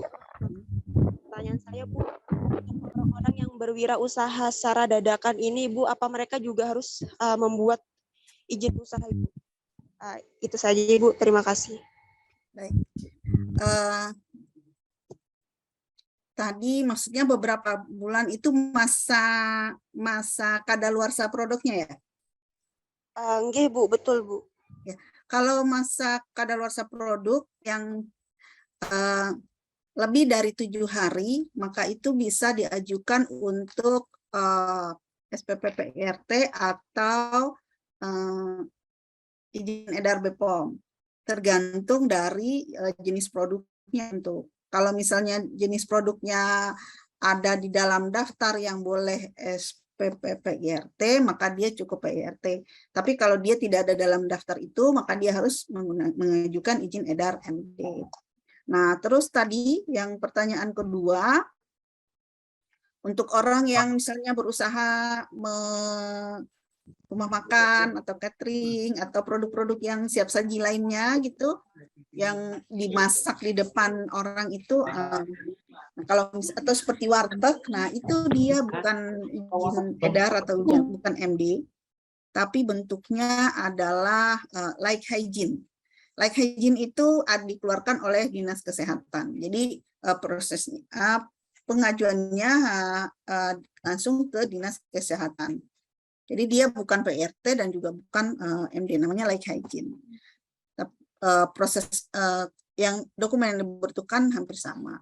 Dan untuk sekarang, semua orang yang berusaha harus punya yang namanya NIB, nomor induk berusaha. Siapapun boleh, tidak harus perusahaan. Jadi dia bisa mendaftarkan dirinya atas nama pribadi. Jadi NIB itu bisa didaftarkan satu nomor NIB berdasarkan satu nomor NIK. Jadi satu NIK itu bisa satu NIB.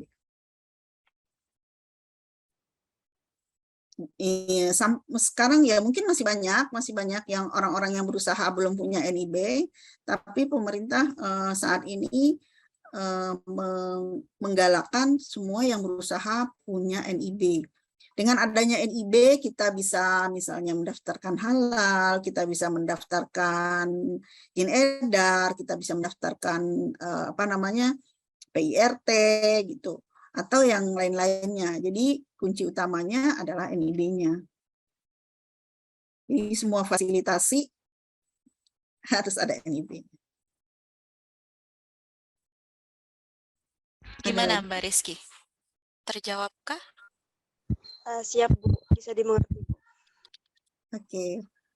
Terima Ada lagi kasih adik-adik? Ibu atas jawabannya. Ada lagi kawan-kawan yang ingin ditanyakan sama Ibu Ratni?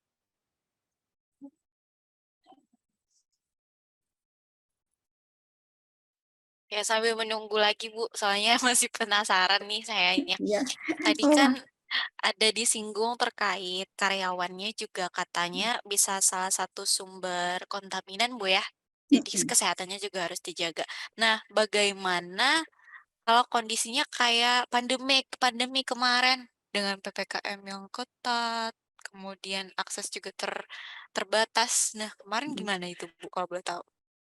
Kalau untuk perusahaan-perusahaan yang yang besar ya, yang memang karyawannya banyak, mereka melakukan screening. Jadi di screening dulu nih suhu dan ini masuk ke ruangan. Terus ada juga yang menerapkan harus udah vaksin, ada juga yang menerapkan cek tes rapid test dan lain-lain setiap pergantian ini ya. Jadi waktu itu sih kalau untuk perusahaan besar banyak main tuh buat tes buat tes ya, biaya buat tes ya. Tapi kan secara garis besar tentu kita bisa melihat kasat mata lah ya, yang sakit dengan yang sehat gitu. Berarti tetap harus ada protokol kesehatan yang dijalankan Bu ya, waktu kemarin pandemi. Oh iya, justru lebih ketat kalau kemarin. Iya. Iya. Nah, kan tetap kan kalau kita beroperasi dalam produksi kan tetap harus menggunakan masker, menggunakan penutup kepala, Ya, betul. pokoknya segala pencegahan yang mungkin menyebabkan terjadinya kontaminasi pada pangan kita. Betul, betul. Makasih Bu atas jawabannya. Oke, ada lagi kah yang mau Ada lagi kah? ditanyakan Atau sama Bu sudah Ratni? ngantuk ya? Aduh, udah sore ini Bu Ini di benar. Kalimantan, di Kalsel. Ibu pernah ke Kalsel, ke Banjarmasin kah? Pernah Bu atau Ke Pontianak ya ke pernahnya ya. Pontianak? Mungkin nanti kalau ada waktu Bu ya, Insya Allah jalan-jalan. jalan-jalan. Heeh. Gimana kan kawan, apakah masih ada yang ingin didiskusikan bersama Bu Ratni? Misalkan kayak Mas Zaki tadi, Ibu Ratni sangat terbuka Bu ya, kalau misalkan di Silakan. WhatsApp atau di apa, mungkin Iya. Atau mau saya, kalau nggak ada pertanyaan, apa mau saya tambahkan bagaimana dokumennya? boleh, boleh Boleh Bu, ya? boleh. Silakan kita Itu kan punya masih waktu juga masih ada masih waktu agak ya. banyak juga. Ih, silakan Bu. Ya, jadi nanti bisa menyusun dokumen sendiri. Nanti saya coba berikan apa template ya ke Betul, Bu Rinta ya. Nanti bisa nge-WA. betul. Kita lanjut ke bawahnya. Tadi sebenarnya saya takut tadi nggak cukup waktunya. Jadi ya. Gak apa-apa Bu, cukup aja. Silakan Tadi Ibu. selesai. Iya, sebentar.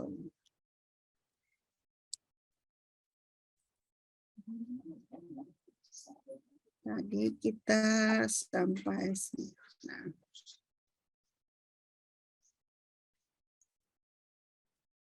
jadi kita harus menyusun namanya dokumen. Oh, tunggu jangan ini deh. Dokumen yang namanya dokumen CPPOB.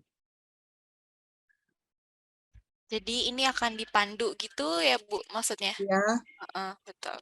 saya coba apa namanya? Coba masukin ke ini ya, ke chat ya. Boleh Bu. Nah ini kawan-kawan udah ada dikirim sama Bu Ratni. Ada beberapa form Bu ya. Ya, sebenarnya banyak ya formnya, ada kalau dihitung itu bisa 50 kali ya. Mm-mm. Tapi nggak apa-apa, kita coba salah satu dulu yang apa namanya? Yang memang harus disiapkan. Ya. Pertama, ini adalah sebenarnya apa ya? Template dari BPOM untuk memudahkan UMKM. Nah, ini misalnya apa namanya? Ini ada yang pertama manual mutu. Manual mutu itu harus ada yang namanya komitmen manajemen. Komitmen manajemen itu dituangkan dalam bentuk visi dan misi. Jadi produk kita visinya apa nih? Menjadi produk terkenal di internasional, misalnya seluruh Indonesia atau seluruh dunia, boleh aja kan? Tergantung apa namanya impiannya dari adik-adik semua, produknya pengen jadi apa. Nah, kemudian harus ada misinya. Atau misi itu adalah bagaimana cara mencapai visi tersebut. Nah, dalam rangka menerapkan CPPOB, salah satu visi misinya adalah menerapkan CPPOB. Nah, karena mencapai visi harus melakukan misi, ya kan? Boleh ada tagline-nya juga. Ini salah satu komitmen manajemen. Kenapa perlu ada komitmen manajemen? Karena tanpa komitmen manajemen, terutama manajemen puncak, maka tidak mungkin kita melakukan yang namanya apa namanya atau menerapkan cara produksi pangan olahan yang baik. Karena kan kalau pimpinan bilang jalankan, berarti yang bawah jalankan ya kan. Tapi kalau pimpinan nggak usah lah bodo amat gitu ya, nggak mungkin di bawah tuh jalankan juga. Nah, terus harus membentuk yang namanya tim. Tim CPPOB. Tim CPPOB itu tadi ada kan 17 apa namanya? 17 elemen atau 17 langkah yang harus dilakukan oleh dalam CPPOB. Maka 17-17-nya itu harus dicantumkan ke dalam formulir ini nih. Siapa bertugas apa. Jadi ada 17 nih di bawah nih ada nih ya. 17 ini harus dibagi ke sebanyak orang yang bertanggung jawab di dalam proses produksi. Misalnya produksinya itu keripik, yang bertanggung jawab yang memproduksi, yang beli bahan baku Rinta, yang bikin Rinta, yang goreng Rinta, yang kemas Rinta juga, jadi namanya di sini Rinta gitu. Boleh semua dikerjakan semuanya oleh Rinta boleh. Tapi kalau misalnya ada yang berdua ya bagi dua dong. Terserah siapa yang bertanggung jawab tentang apa. Nah ini harus ada. Tapi tetap walaupun sendiri tetap harus dibikin. Nah kemudian ada deskripsi bahan baku. Nah deskripsi bahan baku itu dan bahan akhir. Ini dibuat bahannya terdiri dari apa saja. Misalnya bahan bakunya apa? Bahan bakunya misalnya daging atau misalnya kentang misalnya. Pokoknya yang paling banyak itu adalah bahan bakunya. Misalnya kalau keripik singkong berarti bahan bakunya singkong dan minyak goreng misalnya kan. Itu bahan baku yang paling banyak digunakan. Tapi ada bahan ingredient lainnya misalnya pakai apa ya? Garam, pakai apalagi yang kecil tuh bahan bakunya bahan baku kan kalau bahan baku kan terdiri dari bahan baku utama, bahan tambahan dan bahan apa namanya penolong ya. Jadi ini misalnya bahan lainnya bisa dimasukin ke bawah yang sedikit-sedikit itu. Yang paling besar masukin ke bahan baku utama. Nah, kemudian ada kemasannya. Kemasan primernya apa? Misalnya kemasan primernya misalnya plastik PE. Kemasan sekundernya misalnya karton. Atau masih ada lagi kemasan di luarnya lagi misalnya. Ya berarti ada kemasan tersiernya. Kalau enggak ya sudah berarti 2 atau mungkin cuma 1. Terus dideskripsikan nih bahan bakunya. Semua bahan baku harus dideskripsikan. Tidak ada yang ketinggalan. Jadi misalnya di sini tinggal diganti apakah bahan baku utama atau bahan ingredient lainnya ya. Misalnya bahan baku apa ya? Misalnya di sini singkong tadi ya.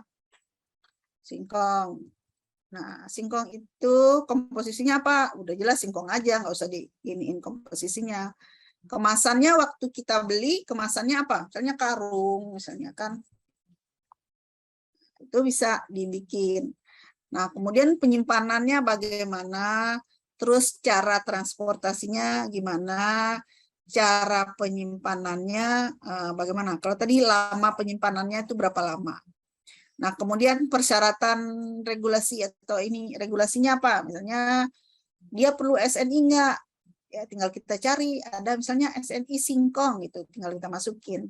Nah, kemudian ada persyaratan yang ditetapkan. Misalnya itu persyaratan kita sendiri. Misalnya singkongnya harus yang berukuran sekitar 200 gram misalnya, atau 200 gram atau lebih misalnya kan, tidak busuk, tidak apa namanya, ya terserah kriteria masing-masing yang diharapkan terhadap bahan baku.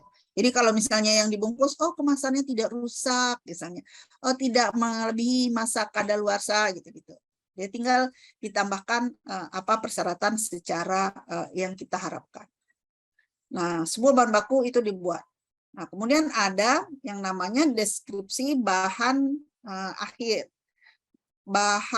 produk akhir. Nah, produk akhir itu misalnya tadi keripik singkong, gitu kan? Keripik singkong. Jadi produk yang kita hasilkan, gitu. Nah, itu jadi. Nah, kategori prosesnya diapakan? Misalnya kategori prosesnya digoreng, gitu. Dia tinggal dibuat. Nah, komposisinya apa? Komposisinya semua dimasukin. Misalnya semua bahannya dimasukin. Jadi komposisinya singkong, misalnya minyak goreng, ada apalagi garam dan lain-lain lah misalnya yang digunakan. Nah, itu semua komposisinya harus dimasukin. Kemudian dijelaskan bagaimana cara penyiapan dan cara penyajiannya. Ya, cara penyajiannya misalnya penyiapan dan penyajiannya bisa langsung dikonsumsi gitu ya. Buka kemasan dan langsung dikonsumsi, bisa begitu kan? Atau kalau misalnya dia produk yang belum siap makan, jadi misalnya dia bakso yang masih belum dimasak kan berarti cara penyiapannya direbus dan dikasih bumbunya misalnya. Nah, itu diinikan. Nah, terus tipe pengemasannya bagaimana? Kemudian masa simpan dan kondisi penyimpanannya. Misalnya produk ini masa simpannya adalah 3 bulan pada 3 bulan dalam suhu ruang misalnya.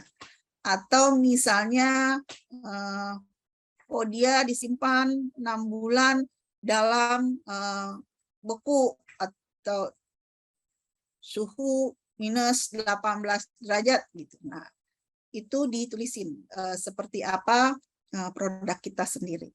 Kemudian sasaran konsumennya siapa? Sasaran konsumennya konsumennya umum misalnya. Atau anak di atas usia 6 tahun misalnya. Kalau memang misalnya itu produknya tidak bisa dikonsumsi oleh anak-anak di bawah 6 tahun misalnya. Terus metode distribusi atau cara distribusinya gimana? Dituliskan juga. Kemudian standar produk atau regulasinya itu bisa dilihat apakah ada SNI-nya atau tidak. Kalau tidak berarti bisa tinggal gunakan regulasi yang regulasi BPOM aja tentang keamanan pangan. Terus nama produk akhirnya apa? Gitu. Tulis nama produk akhirnya apa. Nah, terus tujuan penggunaan produk dan tujuan penggunaan produk dan pengguna produk. Misalnya nama produknya tadi keripik singkong, umur penyimpanannya misalnya 6 bulan pada suhu ruang, lama penggunaan oleh konsumen, misalnya kalau kemasan sudah dibuka bisa disimpan berapa lama misalnya gitu. Nah, kondisi penyimpanan yang disarankan, jadi misalnya ini selama kemasan tidak terbuka bisa disimpan 6 bulan. Jadi kalau misalnya kemasan sudah dibuka segera habiskan gitu misalnya, atau cuman bisa 4 jam atau bisa 1 hari gitu, bisa dituliskan bagaimana kondisi dari produk kita sendiri.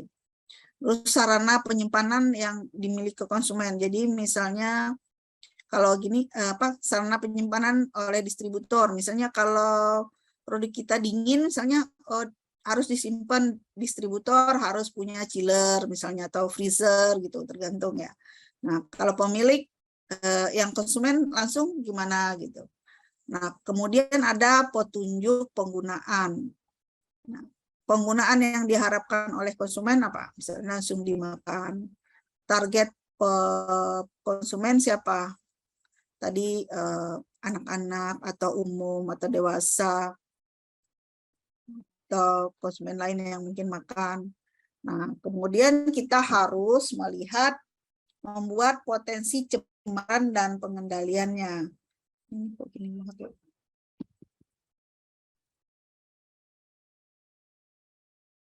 Nah, potensi cemaran itu kan tadi saya sampaikan ada 3, cemaran mikroba, cemaran kimia, dan cemaran fisik. Jadi tulis nih di sini, kalau ada SNI-nya, misalnya tadi singkong, di dalam SNI bisa kita lihat tuh, potensi cemaran mikrobanya apa, ada di situ pasti. Kimianya apa, dan cemaran fisiknya apa. Cemaran fisik kita kan tinggal bikin, rambut apa gitu, atau kerikil atau kaca dan lain-lain. Kemudian ada identifikasi pemasok. Jadi kita misalnya tadi tinggal bikin kode pemasoknya, dikodein. Terus nama pemasoknya adalah Rinta. Barang yang disuplai singkong, alamatnya di kota A. Sekian, nomor handphonenya sekian, kesepakatannya setiap minggu datang mengantarkan singkong misalnya gitu ya, dengan kondisi begini-begini gitu misalnya, tinggal ditulis. Terus diagram alir proses produksi. Jadi ini bagaimana proses produksi kita itu harus bisa dibuatkan diagram alirnya. Jadi misalnya produknya apa saja, misalnya tadi ada singkong, ada ada minyak goreng, ada apalagi, ada macam-macam. Misalnya singkong dikupas. Jadi singkong ada tanda panah ke bawah pengupasan misalnya. Terus ada pemotongan tanda panah lagi. Jadi dibikin sampai ada kemasan dan penyimpanan di akhirnya. Terus layout sarana produksi. Nah, layout sarana produksi juga dibikin sesuai dengan sarana produksi yang digunakan, dan itu dipastikan bahwa sarana produksi tidak ada kontaminasi silang. Jadi alurnya harus mengikuti alurnya yang tadi kita bicarakan. Nah, ini yang pertama untuk dibikin. Kira-kira ngerti nggak ya? Kira-kira gimana?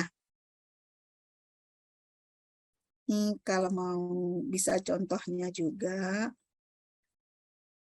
Ini ada ini contoh ya. Ini ada contoh. Misalnya di sini contohnya bumbu pecel kacang. Nah, dia bikin nih komitmen manajemennya menjadi perusahaan penyedia bumbu pecel kacang berkualitas bagi konsumen. Menyediakan bumbu pecel kacang yang sesuai selera konsumen dan makanan tradisional Indonesia. Nah, misinya apa? Motonya ada. Kemudian nih, tugasnya masing-masing nih kan, udah dipisahin. Ada 17 tugasnya masing-masing. Nah, terus nih, deskripsi produknya dia, kacang tanah kupas, gula merah, nah, bahan lainnya garam, bawang putih, kencur, dan lain-lain. Kemasannya tuh primernya plastik vakum. Nih ukuran berapa, kemasan sekundernya kertas karton. Nah, ini deskripsinya tadi kan kacang tanah kupas, komposisinya nggak ada kan. Belinya karung plastik 50 kg. Terus disimpan 1 bulan di suhu ruang. Dibawa menggunakan kendaraan mobil box roda 4 yang kering dan bersih. Cara transaksinya, cara penyimpanannya disimpan dalam kontainer plastik setiap 10 kg kedap udara dan diletakkan di rak besi dalam ruangan yang tidak lembab. Nih, persyaratannya SNI kacang, standar mutu fisik kacang tanah. Nih ada SI nomor sekian. Nah, persyaratan yang ditetapkan perusahaan misalnya ini dia hanya menerima pemasok yang kondisi kacangnya seperti ini. Nah, kemudian deskripsi bahan baku. Jadi dia deskripsi ini satu-satu. Garamnya gimana, tadi semua kan semua dideskripsikan. Terus tujuannya nih, produk ini disimpan pada suhu kamar 6 bulan. Kalau suhu dingin 4 derajat 1 tahun. Lama penggunaan oleh konsumen 1 minggu di suhu ruang, 1 bulan di suhu dingin. Kalau udah dibuka tuh kemasannya ya. Nah, terus cara penyimpanan distributor gimana? Simpan di suhu ruang 25 derajat Celcius di tempat yang terhindar dari sinar matahari. Kalau di konsumen, simpan di suhu ruang 25 derajat Celcius di tempat yang terhindar. Oh, sama ya kan? Terus petunjuknya, buka kemasan, campurkan bumbu pecel kacang dengan air hangat, cukupnya aduk hingga rata dan siap dikonsumsi. Terus penggunaan yang diharapkan sebagai bumbu saus untuk masakan pecel. Target konsumennya dewasa. Konsumen lain yang mungkin makan anak-anak di atas 5 tahun. Nah, itu dia bikin. Nah, ini potensi cemaran, misalnya cemaran mikroba. Ada cemaran mikroba, Escherichia coli, Salmonella. Ini biasanya ada di dalam SNI, tinggal diambil aja. Terus pengendaliannya, gimana mengendalikannya? Misalnya tadi gunakan air yang standar air bersih, pastikan petugas cuci tangan, yang lain. Ini kalau untuk apa namanya pengendaliannya. Misalnya kalau kimia apa? Ada macam-macam yang mungkin ada di kimia. Nah, ini pengendaliannya gimana? Terus cemaran fisik tadi ada serangga, rambut kuku, benda asing, debu, kerikil nih. Pengendalian gimana? Nah, ini contohnya tadi pemasok. nama pemasok Mulia Agri, barang yang supply kacang tanah, alamatnya ini, kesepakatannya diantar produk sesuai standar SNI yang menerapkan jaminan mutu. Garam, syaratnya memiliki izin edar BPOM, barang belum kadaluarsa. Terus diagram alir nih, tadi kan ada diagram alirnya, kacang tanahnya diapain, cuci, digoreng, sampai ada penyimpanan. Nah, layout ruangan, misalnya ini dibikin layout ruangannya itu ada panah alur produksinya. Jadi dia apa namanya, satu arah.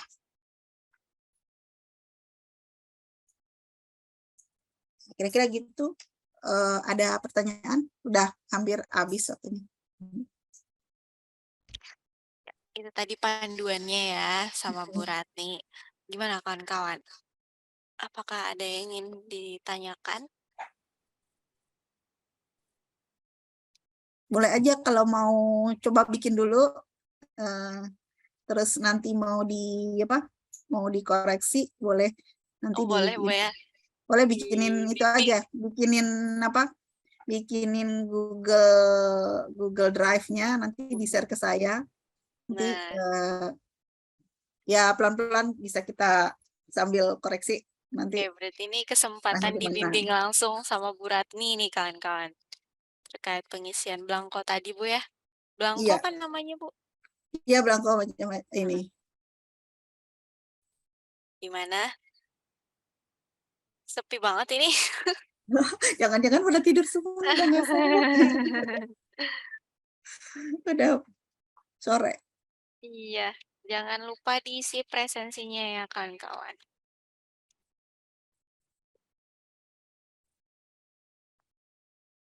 Oke.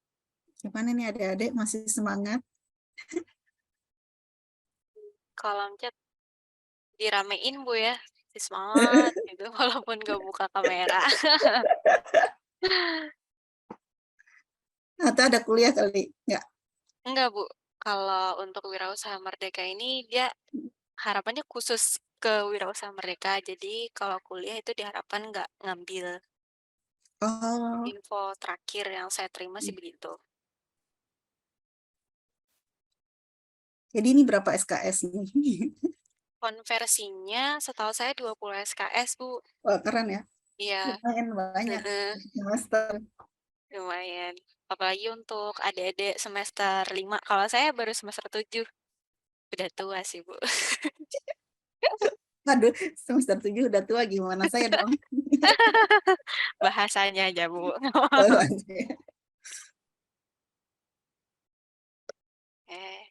Mungkin karena udah nggak ada yang nanya lagi, sampai di sini aja boleh ya, Bu ya?